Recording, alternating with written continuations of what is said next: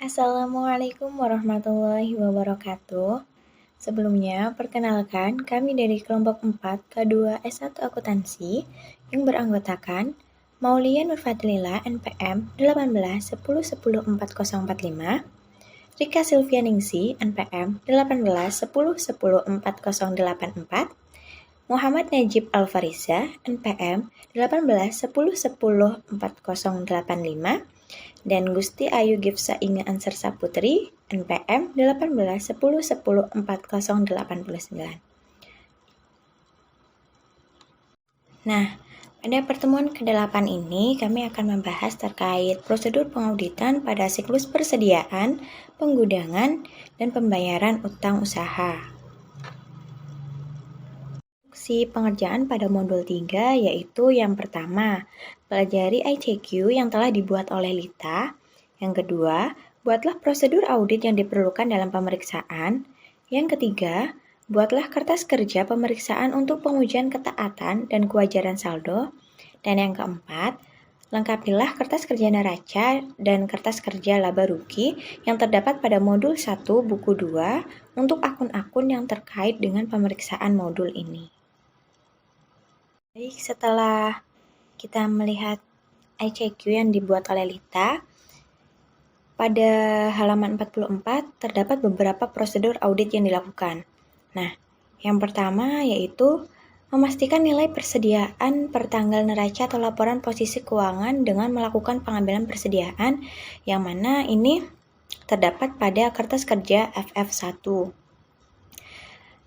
Pada pengambilan persediaan ini terdapat 10 langkah, namun dalam prosedur pengauditan ini kita hanya melakukan 9 langkah, yaitu dari langkah pertama yaitu mempelajari instruksi penghitungan persediaan perusahaan dan nilai kelayakan sampai dengan memastikan bahwa semua instruksi dalam pengambilan persediaan telah dilaksanakan dengan baik. Untuk langkah yang ke-10 yaitu pengambilan persediaan dilakukan sebelum tanggal neraca maupun setelah tanggal neraca tidak kami lakukan. Untuk prosedur yang kedua yaitu uji penilaian harga persediaan dengan membandingkan pada faktur atau data lain dari pelanggan. Untuk prosedur ini tidak kami lakukan. Begitu juga dengan prosedur ketiga yaitu memperhatikan kemungkinan perubahan sistem dari metode tahun lalu. Ini tidak kami lakukan. Untuk prosedur keempat yaitu memeriksa semua penjumlahan dan perkalian dari daftar persediaan. Ini kami lakukan jadi centang. Jadi mohon maaf untuk hal-hal yang kita lakukan dalam prosedur pengauditan ini, jika kita melakukannya, maka kita checklist atau centang pada indeks tersebut. Lalu selanjutnya ya, untuk langkah kelima yaitu menyiapkan skedul utama, yang mana ini terdapat pada kertas kerja F. Nah, di sini dibuat oleh Maulia pada tanggal 10 Januari 2019 dan diperiksa oleh Dimjati pada tanggal 10 Februari 2019. Untuk prosedur selanjutnya yaitu meminta daftar persediaan yang mencakup nama barang, kuantitas, dan harga per tanggal neraca. Nah, untuk ini kami lakukan. Dan prosedur selanjutnya, melakukan penelaahan analitis untuk melihat kewajaran dari nilai persediaan, yang mana ini bisa dilihat dalam kertas kerja ARP 1.1. Untuk prosedur selanjutnya yaitu memastikan bahwa barang dalam perjalanan telah dibukukan sesuai dengan statusnya. Ini kami lakukan. Pada prosedur ke-9 sampai dengan 12 tidak kami lakukan, yaitu prosedur ke-9, mendapatkan konfirmasi untuk persediaan di luar kompleks perusahaan, mempelajari kecukupan pertanggungan asuransi, meyakinkan bahwa perusahaan telah mengadakan penyisihan yang cukup untuk barang-barang yang penjualannya lambat, usang, atau sisa, scrap, dan mempelajari semua perjanjian pinjaman dengan kreditur. Ini tidak kami lakukan. Untuk selanjutnya yaitu prosedur audit pada pajak pertambahan nilai atau PPN masukan.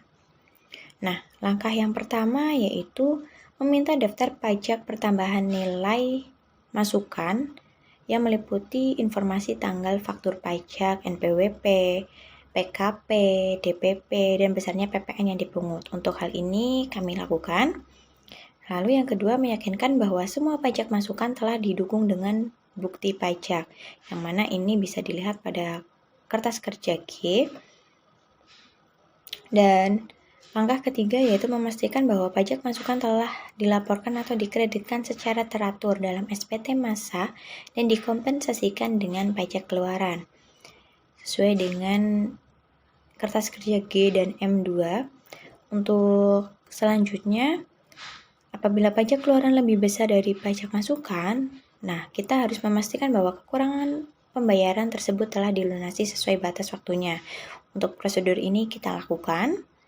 Selanjutnya, prosedur yang selanjutnya yaitu apabila ada perbedaan saldo bersih atau pajak masukan dikurangi pajak keluaran antara buku besar dengan SPT massa, pelajarilah sebab-sebabnya terutama untuk saldo pertanggal neraca atau laporan posisi keuangan. Untuk prosedur ini tidak kami lakukan. Dan prosedur selanjutnya yaitu mempelajari semua surat koresponden dengan kantor pajak terutama untuk permohonan restitusi karena kelebihan pembayaran pajak masukan, yang mana ini bisa dilihat pada kertas kerja ARP 1.3. Pada halaman 46, prosedur audit pada beban pokok penjualan. Terdapat 3 langkah prosedur. Yang pertama yaitu melakukan perbandingan setiap jenis dan struktur beban yang termasuk harga pokok penjualan sesuai dengan kertas kerja ARP 1.3. Yang kedua, menghitung rasio dari HPP dan bandingkan dengan tahun lalu serta tulis kesimpulannya, yang mana terdapat pada kertas kerja ARP 1.3. Dan yang ketiga, meyakinkan bahwa harga pokok produksi dicatat berdasarkan perhitungan yang didukung bukti-bukti. Nah, untuk prosedur ini tidak kami lakukan. Prosedur audit selanjutnya pemeriksaan pembelian. Nah, di sini terdapat 9 langkah. Yang pertama yaitu membandingkan pembelian tahun berjalan dengan tahun lalu serta dapatkan penjelasan bila terdapat perbedaan yang material. Nah, dalam hal ini sesuai dengan kertas kerja ARP 1.3. Yang selanjutnya melakukan pemeriksaan kebijakan dan prosedur pembelian dan rate pembelian apakah ada penyimpangan. Ini dapat dilihat pada kertas kerja TOC 3. Lalu yang keenam, melakukan pemeriksaan terhadap pembelian dari pihak yang mempunyai hubungan istimewa atau afiliasi. Ini untuk prosedur ini tidak kami lakukan. Selanjutnya, melakukan pemeriksaan atas pembelian secara acak atau random pada tahun berjalan dengan memperhatikan faktur pembelian baik jumlah, harga, syarat pembelian dengan mencocokkan pada pesanan pembelian dan laporan penerimaan barang. Sesuai dengan kertas kerja TOC 3. Lalu selanjutnya memeriksa kebenaran perhitungan matematis pada faktur pembelian dan memo debit. Untuk prosedur ini kami lakukan. Memeriksa kebenaran PPN masukan atas pembelian barang atau jasa kena pajak. Untuk prosedur ini tidak kami lakukan. Langkah selanjutnya yaitu melakukan pisah batas atas pembelian dan retur pembelian selama 7 hari sebelum dan setelah tanggal neraca sesuai dengan kertas kerja PL 2.1. Lalu apabila pembelian telah dicatat untuk barang yang masih berada pada gudang penjual, maka periksa kontrak pembeliannya. Untuk prosedur ini tidak kami lakukan. Dan prosedur selanjutnya yaitu membuat kesimpulan dan komentar hasil pemeriksaan yaitu pada kertas kerja F. Audit selanjutnya yaitu prosedur audit pada utang usaha. Nah, di sini terdapat 11 langkah prosedur. Yang pertama yaitu meminta daftar utang usaha. Untuk hal ini kami lakukan. Yang kedua, menentukan saldo yang akan dikonfirmasi dan dikirimkan surat konfirmasi kepada kreditur, yang mana ini tertera pada kertas kerja MM 1.1. Dan selanjutnya mencatat utang bersaldo debit. Untuk hal ini tidak kami lakukan sampai dengan prosedur kelima yaitu memisahkan antara utang pada perusahaan afiliasi, utang kepada direksi maupun pemegang saham, utang untuk pembayaran pembelian aset tetap dan lain-lain, dan meminta daftar mutasi penjual sebagai pelengkap atau pengganti surat konfirmasi saldo akhir. Nah, untuk prosedur 3 ini tidak kami lakukan. Selanjutnya prosedur ke-6 yaitu meneliti setiap selisih yang ada antara balasan surat konfirmasi dengan saldo menurut buku utang, yang mana ini tertera pada kertas kerja MM 1.1. Prosedur selanjutnya yaitu bila konfirmasi tidak dijawab, maka lakukan alternatif prosedur dengan memeriksa faktur atau daftar mutasi dari pemasok. Yang mana ini bisa dilihat pada kertas kerja MM1.1. Prosedur yang selanjutnya yaitu bila konfirmasi dilakukan atas saldo sebelum tanggal neraca agar mendapatkan keyakinan tentang kebenaran saldo utang usaha pada neraca, maka perlu dilakukan prosedur tambahan seperti minta daftar utang per tanggal neraca, periksa terhadap saldo yang besar dan tidak lazim atau yang bersaldo debit, dan memeriksa akun kontrol pada buku besar atas transaksi yang terjadi antara tanggal yang saldonya dikonfirmasi dengan tanggal neraca dan periksa transaksi yang tidak lazim. Untuk prosedur ini kami lakukan. Lalu prosedur selanjutnya yaitu memeriksa persoalan lama yang belum terselesaikan dan selidiki mengapa sampai terjadi persoalan tersebut. Untuk hal ini tidak kami lakukan. Prosedur selanjutnya yaitu melakukan tes subsequent payment dan uji bisa batas atau tes cut off untuk bisa batas tanggal neraca atau laporan posisi keuangan sesuai dengan kertas kerja PL1. Dan yang terakhir, membuat kertas kerja dan kesimpulan hasil pemeriksaan sesuai dengan kertas kerja M1. Nah, ini prosedur audit dibuat oleh Maulia tanggal 10 Januari 2019 dan diperiksa oleh Dimjati pada tanggal 10 Februari 2019. Untuk selanjutnya, kita dapat melihat pada halaman 48 terkait kertas kerja F, yaitu skedul persediaan. Nah, di sini dapat dilihat bahwa terdapat 4 persediaan, yaitu yang pertama persediaan barang jadi di mana saldo per klien sebesar Rp1.788.081.000. Nah, di sini terdapat selisih sebesar Rp47.730.000, yang mana selisih ini didapatkan karena adanya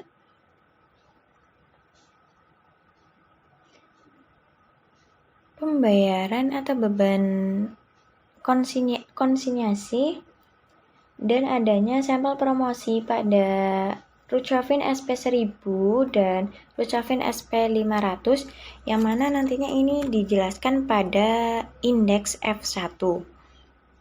Nah, jadi untuk saldo per auditnya yaitu sebesar Rp1.730.351.000. Selanjutnya ada persediaan barang dalam proses, yaitu untuk saldo per klien sebesar Rp290.107.800. Nah, di sini terdapat debit ya sebesar 15 juta yang mana ini diperoleh karena adanya upah yang belum dibayar. Jadi ini nanti masuk di dalam catatan pemeriksaan. Jadi untuk saldo per auditnya menjadi Rp305.107.800. Selanjutnya persediaan bahan baku yang mana saldo per kliennya yaitu sebesar Rp520.506.300. Di sini terdapat debit sebesar 8 juta. Nah, ini terjadi karena adanya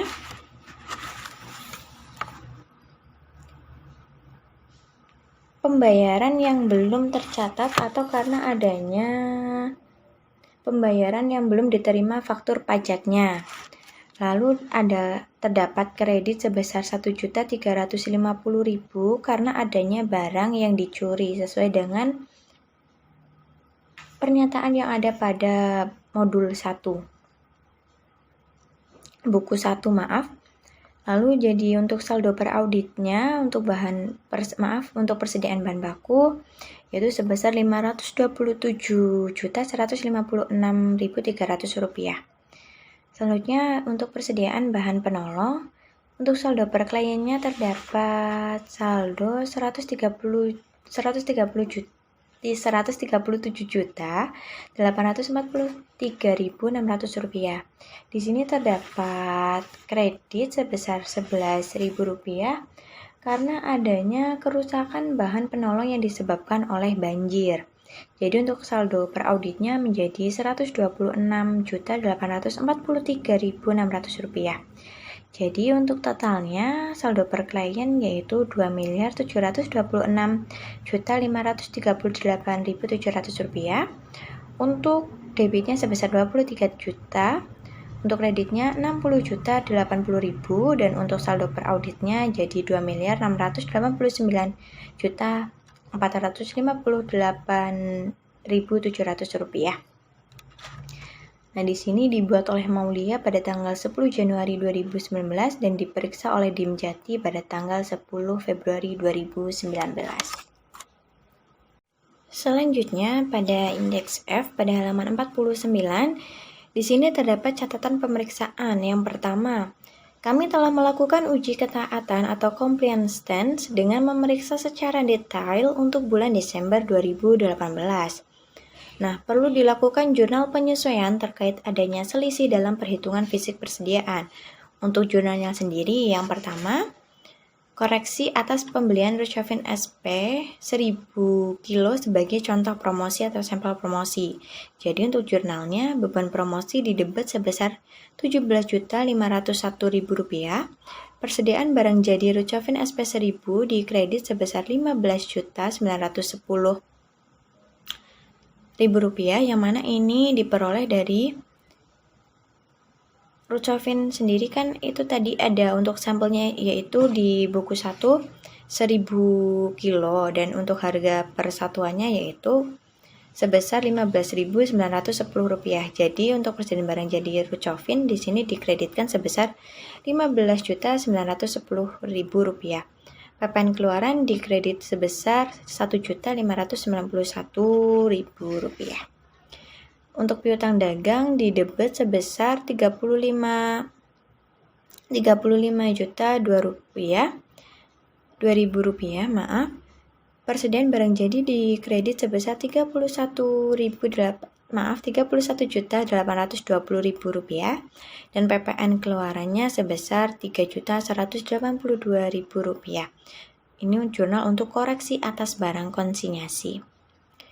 Jurnal yang kedua yaitu koreksi atas pembayaran upah buruh. Untuk jurnalnya, upah langsung didebet sebesar 15 juta dan hutang yang masih harus dibayar dikredit sebesar 15 juta. Jurnal yang ketiga yaitu koreksi untuk mencatat persediaan yang hilang karena dicuri.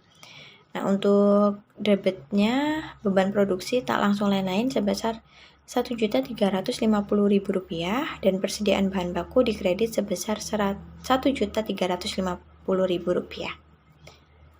Jurnal yang keempat yaitu koreksi untuk mencatat pembelian tanggal 29 Desember yang belum dicatat.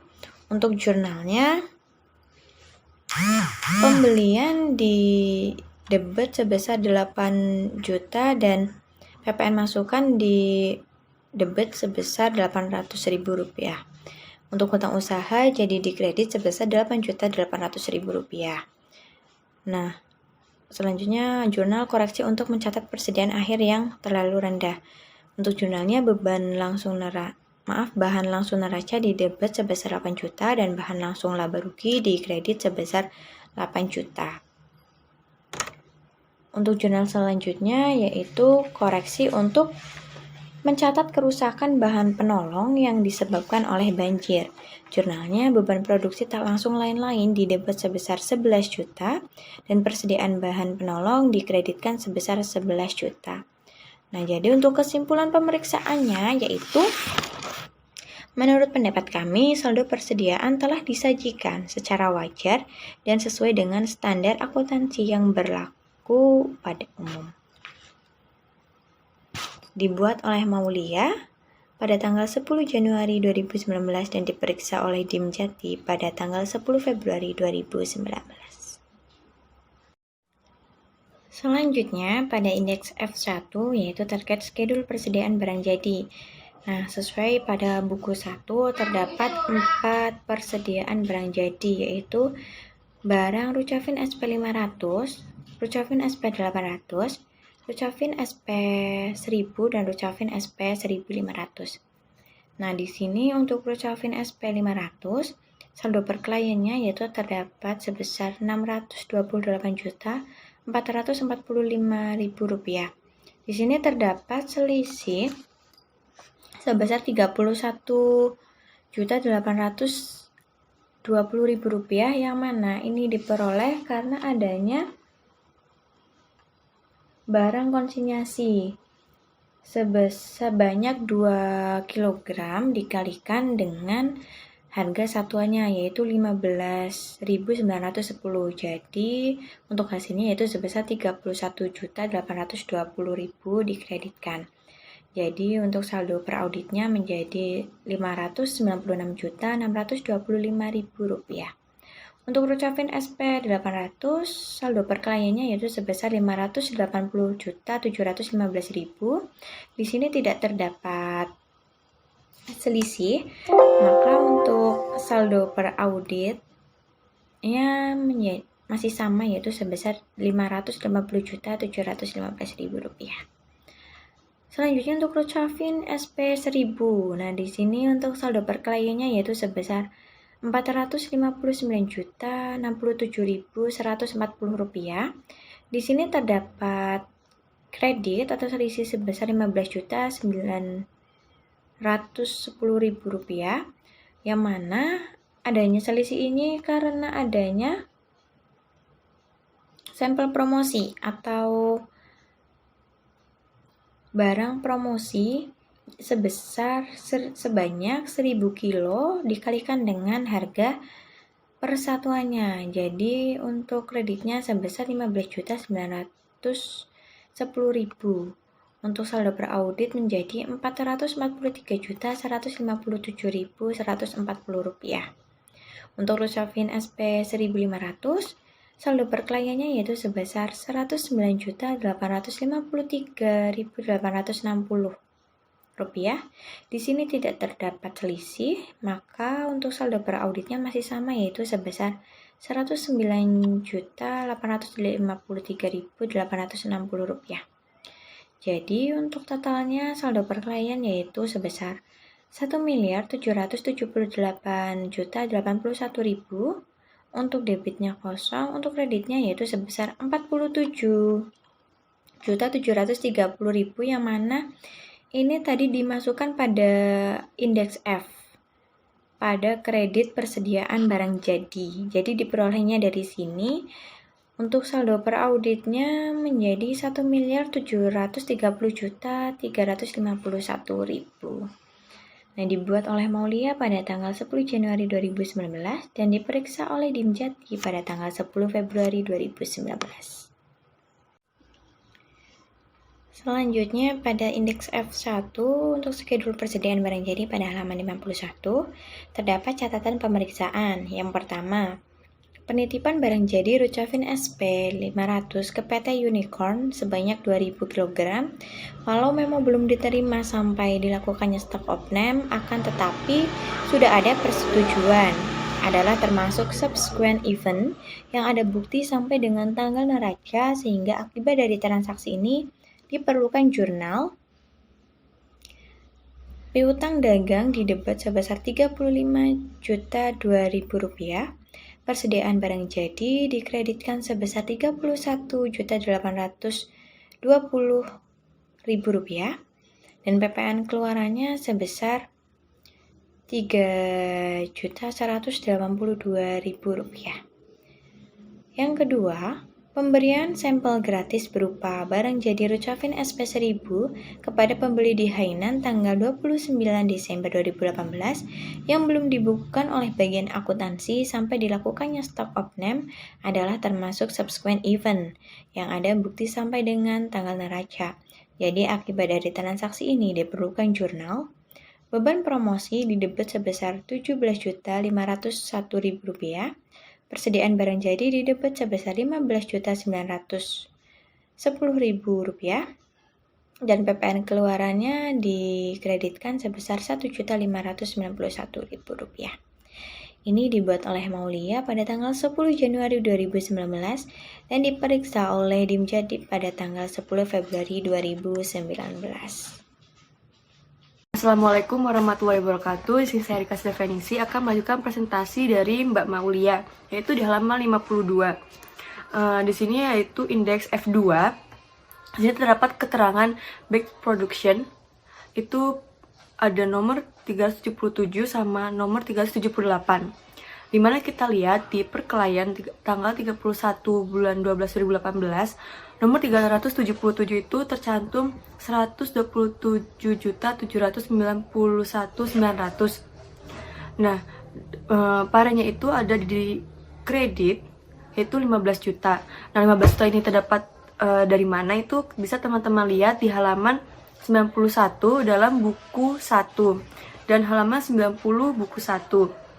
Nah, untuk per auditnya pada tanggal 31/12/2018 yaitu 142.791.900 yaitu dihasilkan dari 127 perkelahian tersebut ditambah oleh 15 juta dari pare di dalam debit.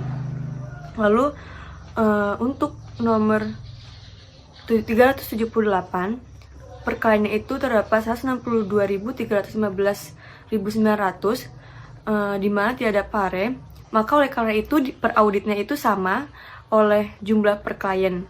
Nah, selanjutnya jumlah perkelahian tersebut yaitu terdapat 290.107.800 dan parenya itu terdapat di debit sama itu 15 juta dan jumlah per audit yaitu 305.107.800. Nah, selanjutnya di halaman 63 yaitu indeks F2, di mana di sini kita membuat catatan pemeriksaan, yaitu laporan Batex produksi nomor 377 ditemukan kekurangan pembebanan upah buruh pabrik yang belum dibayar selama 4 hari sebesar 15 juta rupiah. Di sini kita harus membuat jurnal, yaitu di debit work in process yaitu 15 juta rupiah dan di kredit itu hutang upah yaitu 15 juta rupiah. Nah, dalam catatan pemeriksaan ini nantinya yang tadi kita telah bahas di halaman 52, nanti 15 juta tersebut itu dimasukkan ke pare di dalam debit. Selanjutnya penjelasan di halaman 54, di mana terdapat keterangan monomer, polifin, dan lainnya yaitu oxtan, DOP, PS, dan EPO. Nah, untuk yang pertama yaitu monomer, di mana jumlah perkelahiannya itu 77.250.000, parenya tidak ada, oleh karena itu per auditnya itu sama dengan jumlah perkelahian. Selanjutnya polifin, perkelahiannya itu terdapat 24.250.000 dan terdapat pare di kredit yaitu 1.350.000. Hasil tersebut didapatkan dari 90 dikali 15.000 yaitu hasilnya 1.350.000. Untuk per auditnya yaitu per klien dikurangin pare di kredit. Untuk oxtan jumlah per kliennya bisa dilihat yaitu 371.370.000, di mana tidak ada pare, maka oleh karena itu jumlah per auditnya sama dan di OP juga sama dengan oxtan, tidak ada perubahan di pare. Dan untuk PS terdapat jumlah per klien 37.600, di mana terdapat pare di debit 8 juta dihasilkan karena terdapat pembelian bahan baku PS dari PT Delta namun belum dibukukan sebesar 8 juta. Nah, untuk per auditnya oleh karena itu per klien ditambah pare di dalam debit yaitu 45.600. Selanjutnya EPO.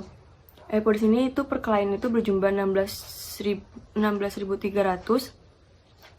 Untuk perubahan parenya debit maupun kredit tidak ada. Lalu jumlah per auditnya sama dengan jumlah per klien.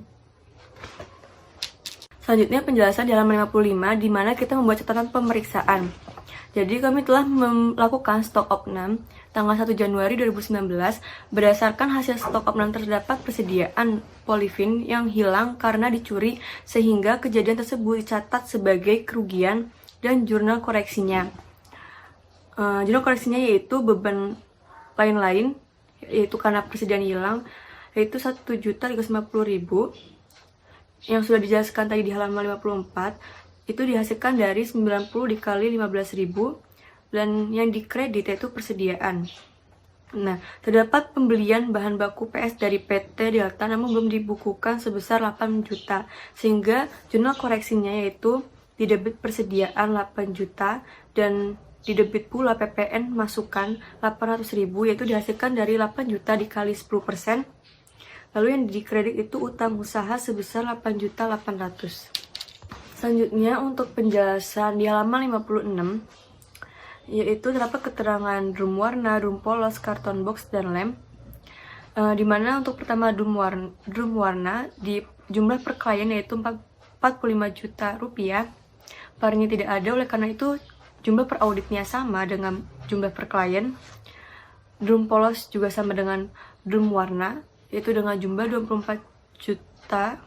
Lalu karton box jumlah per kliennya yaitu 68.838, di mana terdapat pare di kredit yaitu 11 juta. 11 juta tersebut terdapat perhitungan yaitu 10 juta dikali 1 juta 1100 sama dengan 11 juta, di mana jumlah per auditnya. Oleh karena itu per klien dikurangi pare di dalam kredit yaitu 11 juta dengan jumlah 57.338.000 rupiah. Yang terakhir yaitu lem, terdapat jumlah per klien 5.600.000 karena tidak ada perubahan pada di debit maupun kredit. Oleh karena itu jumlah per auditnya sama dengan jumlah per klien.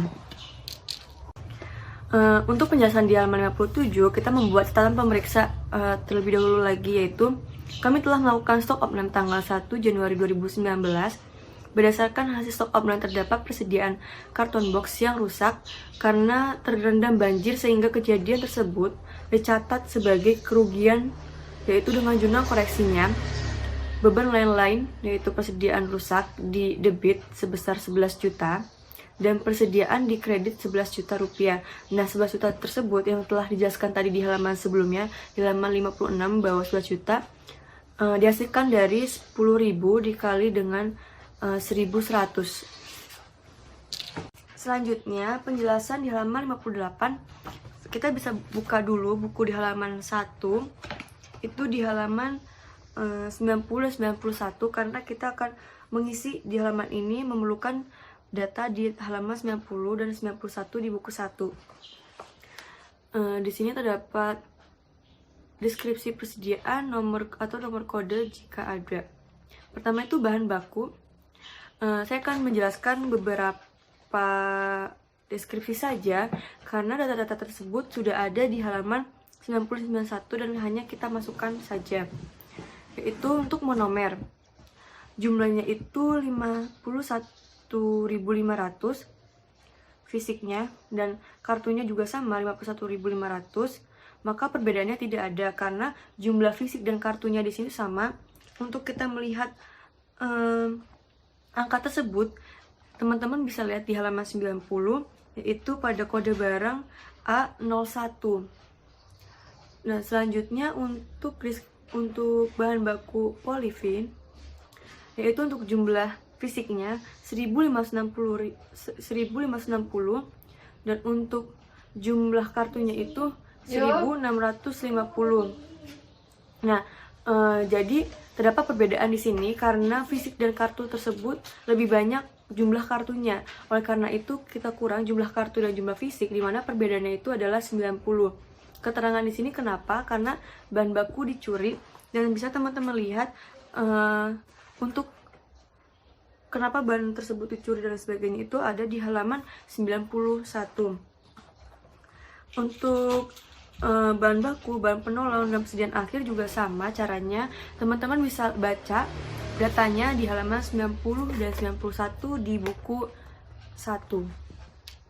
Nah, selanjutnya untuk halaman 59, untuk mengerjakan indeks TOC 3 di halaman 59 ini, teman-teman juga harus membuka buku di halaman 99 buku 1.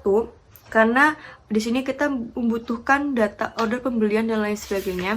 Sini sudah tercantum dokumen-dokumennya.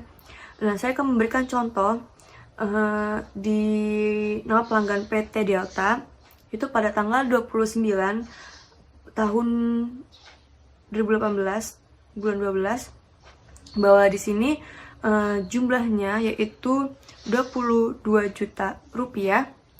Bisa teman-teman lihat di halaman 99. Lalu bukti pendukungnya ada, otorisasinya ada, votingnya tidak ada, buku pembeliannya tidak ada, kartu persediaan tidak ada, dan buku besar ada. Nah, jadi untuk nama pelanggan yang lainnya seperti PT Elang, PT Fitria, PT Gaya, PT Hero, dan PT Indah, sama dengan cara kita untuk mengisinya di PT Delta, yaitu kita bisa melihat dokumen-dokumen di dalam buku 1. Nah, selain kita mengisi data tersebut, kita juga mempunyai catatan pemeriksaan, di mana pertama nomor order 279 atas nama PT Delta terdapat kesalahan perhitungan voting, seharusnya total pembelian 3.500.000. Lalu nomor 2, nomor OP 290 atas nama PT Elang terdapat kesalahan perhitungan voting, seharusnya total pembelian yaitu 29.992.000. Lalu untuk nomor OP 281 atas nama PT Fitra terdapat kesalahan perhitungan voting, seharusnya total pembelian yaitu 40.800. Lalu untuk nomor OP 282 atas nama PT Gaya terdapat kesalahan perhitungan voting, seharusnya total pembelian yaitu 49.999.600. Dan terakhir yaitu nomor OP 283 pada PT Hero terdapat kesalahan perhitungan voting, seharusnya total pembelian 60.300. Sekian presentasi dari saya. Baik, selanjutnya mengenai kewajiban langsung atau utang usaha. Di sini yang pertama untuk catatan dan jurnal penyesuaiannya, yang pertama ada kesalahan pencatatan PT Berkah sebesar 990.000. Ini dapat diketahui pada buku 1 pada halaman 94 pada tabel itu dikatakan PT Berkat menjawab tidak setuju karena kesalahan pencatatan tanggal 3 Desember 2018 atas penerimaan piutang sebesar 990.000. Kemudian yang kedua ada pembelian di debit sebesar 8 juta, PPN masukan sebesar 800.000 di debit, dan utang usaha di kredit sebesar 8.800.000. Ini untuk mencatat koreksi pembelian yang belum dicatat dari PT Delta. Ini juga didapatkan dari buku 1 di halaman 94. PT Delta menjawab tidak setuju karena adanya pembelian bahan baku PS yang belum dicatat sebesar 8.800.000. Kemudian yang ketiga, hingga akhir tahun PT Elang belum meng-clearing sebesar 2 juta rupiah. Ini juga didapatkan dari halaman 94 pada buku 1. PT Elang menjawab tidak setuju karena adanya giro yang sudah dibayar kepada PT Elang sebesar 2 juta jatuh tempo 27 Desember 2018, namun belum di-clearing oleh PT Elang. Kemudian kami telah melakukan uji ketaatan untuk pelunasan utang yang terdapat pada TOC 3, yaitu pada halaman sebelumnya. Kemudian kami telah melakukan subsequent payment dan ditemukan PT Berkat sebesar 501.567.000 dan PT Delta sebesar 3.800.000. Ini juga didapatkan dari buku 1 halaman 94. Kemudian menurut pendapat kami, saldo utang usaha telah disajikan secara wajar dan sesuai dengan standar akuntansi keuangan yang berlaku umum. Untuk kliennya PT Sugus, skedulnya utang usaha dibuat oleh nama diri pada tanggal 12 Januari 2019, diperiksa oleh Dinjati pada tanggal 12 Maret 2019, indeksnya itu M1, periode 31 Desember 2018.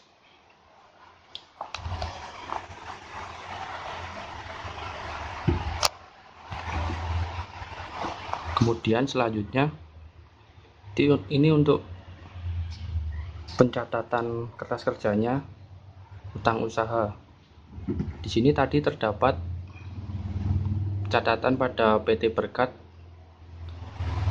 itu terdapat kesalahan pencatatan pada PT Berkat sebesar 990.000 sehingga akan mengurangi utang PT Sugus di debit sebesar 990.000. Kemudian pada PT Delta terdapat kesalahan belum dicatat sebesar 8.800.000 sehingga akan menambah utang dari PT Sugus. Kemudian pada PT Elang juga terdapat kesalahan belum mengclearing sebesar 2 juta sehingga akan menambah utang dari PT Sugus sebesar 2 juta. Kemudian di voting dari per klien 31 Desember 2018 dijumlah sebesar 1.269.116.100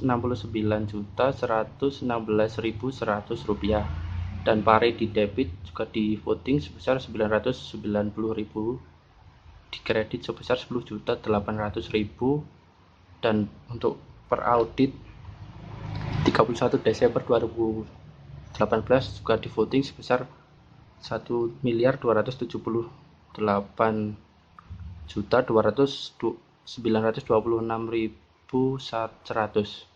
Untuk kliennya PT Sugus, skedulnya utang usaha dibuat oleh nama diri pada tanggal 12 Januari 2019, diperiksa oleh Dimjati pada tanggal 12 Maret 2019, indeksnya itu M1, periode 31 Desember 2018.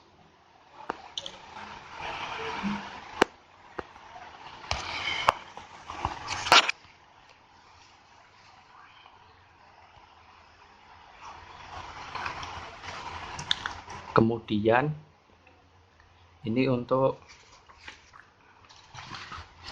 hasil konfirmasi kewajiban jangka pendek. Di sini itu terdapat nama pelanggan, yaitu terdapat 9 pelanggan dari PT Andalas, PT Berkat, PT Caraka, PT Delta, PT Elang, PT Fitra, PT Gaya, PT Hero, dan PT Indah. Terdapat alamatnya dan juga jumlah per klien ini didapat dari dokumen-dokumen yang didapatkan pada buku 2 dari halaman 64 sampai dengan halaman 72. Nah, disitu tinggal disalin saja. Kemudian untuk hasil konfirmasinya untuk PT Andalas, PT Caraka, PT Fitra, PT Gaya, PT Hero, dan PT Idah itu mengkonfirmasi cocok sehingga ditulis dengan CB atau confirming balance, dan ini terdapat 3 yang menjawab tidak cocok atau reporting difference atau RD. Di sini terdapat PT Berkat yang terdapat perbedaan sebesar 990.000 dan PT Delta terdapat perbedaan sebesar 8.800.000. Kemudian PT Elang perbedaannya sebesar 2 juta rupiah. Kemudian untuk kliennya ini PT Sugus, schedule-nya itu daftar konfirmasi dan pengeluaran setelah tanggal neraca dibuat oleh nama diri tanggal 12 Januari 2019, diperiksa oleh Dimjati tanggal 12 Maret 2019, indeksnya itu MM1.1, periode 31 Desember 2018. Selanjutnya mengenai ringkasan hasil konfirmasi positif utang usaha. Di sini terdapat selisih menurut konfirmasi. Untuk jumlah konfirmasinya itu terdapat 6 ya, dengan jumlah 711.559.100. Untuk hasil konfirmasinya itu terdapat jumlah konfirmasinya itu 3 dengan jumlah 567.367.000. Untuk selisih dengan pembukuan klien sebesar 11.790.000 didapatkan dari jumlah perbedaan yang menjawab konfirmasi tidak cocok. Kemudian untuk tidak kembalinya itu jumlah konfirmasinya dikosong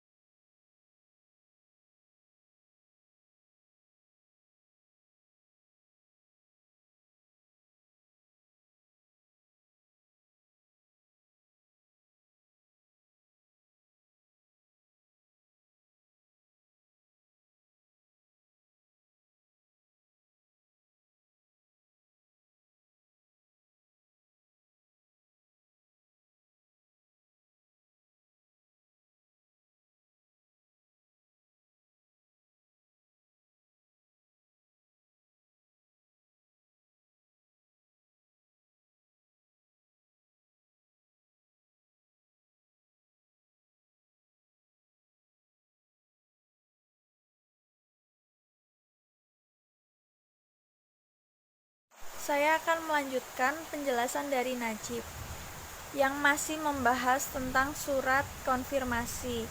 Nah, pada PT Elang sendiri itu terdapat pengecualian, yang mana PT Sugus pada tanggal 31 Desember 2018 sebesar 33 juta adalah cocok, kecuali 2 juta tidak setuju karena ada giro jatuh tempo pada tanggal 27 Desember 2018 yang belum dikliringkan. Jadi saldo yang kami setujui adalah 35 juta. Nah, ini yang berarti PT Elang itu belum mengkliringkan giro tersebut, sehingga giro tersebut itu belum bisa dicairkan. Nah, kemudian pada PT Fitria itu tidak ada pengecualian. Kemudian pada PT Gaya juga tidak ada pengecualian, dan PT Hero pun juga tidak ada pengecualian. Kemudian pada PT Gaya juga tidak ada pengecualian, dan PT Hero pun juga tidak ada pengecualian. Kemudian akan membahas tentang schedule beban pokok penjualan. Nah, kita bisa ngisi beban pokok penjualan ini dilihat dari schedule persediaan yang udah kita kerjain tadi di halaman 48 buku 2, yang mana terdapat 4 persediaan, yaitu persediaan barang jadi, kemudian persediaan barang dalam proses, persediaan bahan baku, dan persediaan bahan penolong. Nah, yang pertama persediaan barang jadi. Itu di dalam beban pokok penjualan ada di bawah sendiri. Persediaan barang jadi akhir itu tertera sebesar 1.778.081.000. Nah, di sisi kredit ini dituliskan 47.730.000 ini dari schedule persediaan yang halaman 48 ini.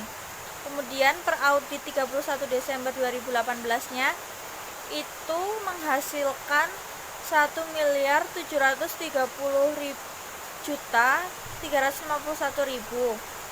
Kemudian pada persediaan barang dalam proses, yang mana di beban pokok penjualan ini sebesar 290.107.800. Kemudian di dalam kolom debit diisi 15 juta dari schedule persediaan tadi, juga halaman 48 itu. Kemudian dihasilkan per audit 31 Desember 2018-nya sebesar 305.107.800.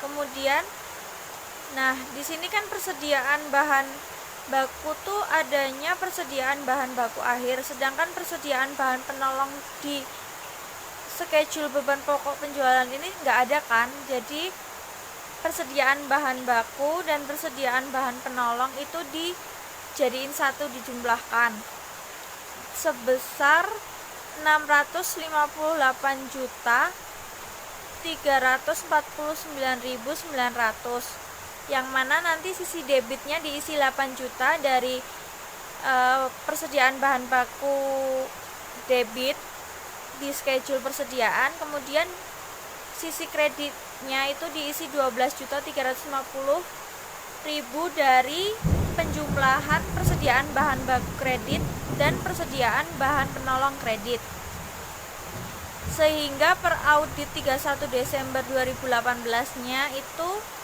mencapai sebesar 653.999.900. Nah, kemudian kan udah selesai tuh 4 persediaan tadi. Kemudian selanjutnya itu kita akan menyalin dari persediaan bahan baku awal sampai yang harga pokok barang dijual. Nah, kan persediaan bahan baku awal ini nggak ada perubahan kan, jadi per auditnya ditulis sesuai dengan per klien. Kemudian begitu pun pembelian juga sama, per auditnya itu diisi sama kayak per klien. Kemudian retur dan potongan pembelian juga sama, dan kalau udah kan persediaan bahan baku akhir ini tadi kita udah nyarikan dari schedule persediaan tadi, kemudian kita udah kurang-kurangin juga dari per klien debit kreditnya. Nah, nanti dari persediaan bahan baku awal sampai persediaan bahan baku akhir ini kita hitung. Jadi persediaan bahan baku awal ditambah pembelian dikurangi retur dan potongan pembelian dikurangi persediaan bahan baku akhir, nanti yang menghasilkan sebesar 31.521.548.595. Nah, dari tenaga kerja langsung sampai beban lain-lain itu juga disalin ke per audit. Jadi per klien sama per audit itu sama nominalnya. Kemudian total biaya manufaktur itu dari sisi debitnya itu diisi 8 juta dari persediaan bahan baku akhir tadi diturunin. Kemudian sisi kreditnya dari persediaan bahan baku akhir juga diturunin. Jadi 8 juta di sisi debit, kemudian 12.350.000 di sisi kredit. Nah, kemudian per audit untuk total biaya manufaktur itu dihasilkan dari total dari persediaan bahan baku awal, pembelian, retur dan potongan pembelian, persediaan bahan baku akhir tadi sebesar 31.521.548.595 itu ditambah dengan tenaga kerja langsung sebesar 1.976.158.900 ditambah ke total beban-beban yaitu 321.333.729. Jadi total biaya manufakturnya itu 33.810.741.224. Kemudian barang dalam proses awal kan sama tuh, dari per klien sama per audit gak ada perubahan, jadi tulis lagi sebesar 334.980.300. Nah, kalau barang dalam proses akhir kan tadi udah dicarikan, jadi 305.107.800. Nah, kemudian harga pokok barang manufaktur tadi di sisi debitnya itu diisi 23 juta dari penjumlahan total biaya manufaktur debit sama barang dalam proses akhir 15 juta. Jadi dihasilkan sisi debit harga pokok barang manufaktur itu 23 juta. Kemudian kreditnya tetap dari penurunan harga persediaan bahan baku akhir tadi 12.350.000. Kemudian harga pokok barang manufaktur per audit itu dihasilkan dari total biaya manufaktur ditambah dengan barang dalam proses awal per audit dikurangi barang dalam proses akhir per audit. Jadi dihasilkan 33.840.613.724. Kemudian persediaan barang jadi awal itu sama kayak per klien, jadi per auditnya juga ditulis sama kayak per klien. Kemudian persediaan barang jadi akhir itu tadi kita udah ngitung kan, jadi sebesar 1.730.350.000. Nah, harga pokok barang dijual ini dari debitnya itu dari total harga pokok barang manufaktur yang didebit, kemudian kreditnya ini 60.080.000 dari total harga pokok barang manufaktur kredit sama persediaan barang jadi akhir. Kemudian harga pokok barang dijual per audit ini dihasilkan dari harga pokok barang manufaktur ditambah persediaan barang jadi awal dikurangi sama persediaan barang jadi akhir. Jadi hasilnya itu 33.244.577.959. Nah, ini dibuat olehnya itu ditulis nama kita sendiri, kemudian diperiksa oleh itu Dimjati. Tanggal dibuat itu 21 Oktober 2020 dan diperiksa oleh juga sama tanggal 21 Oktober 2020. Kemudian bagian terakhir yaitu uji pisah batas pembelian, yang mana dalam uji pisah batas pembelian ini kita dapat diisikan berdasarkan data di halaman 94 buku 1. Itu tertera semua dari tanggal order pembelian, nomor, nama pelanggan, jumlah, tanggal pencatatan. Nah, tanggal order pembelian ini sama dengan tanggal pencatatan. Nama pelanggannya itu dari PT Delta sampai PT Elang. Kemudian nomornya itu disesuaikan dengan data yang ada di halaman 94 juga. Nah, kemudian dibuat olehnya itu diisikan dengan nama kita sendiri. Kemudian tanggal dibuat oleh itu tanggal 21 Oktober 2020. Kemudian diperiksa oleh itu di Dimjati, tanggal pemeriksaan 21 Oktober 2020. Sekian presentasi dari kelompok kami. Apabila ada kesalahan mohon maaf. Wassalamualaikum warahmatullahi wabarakatuh.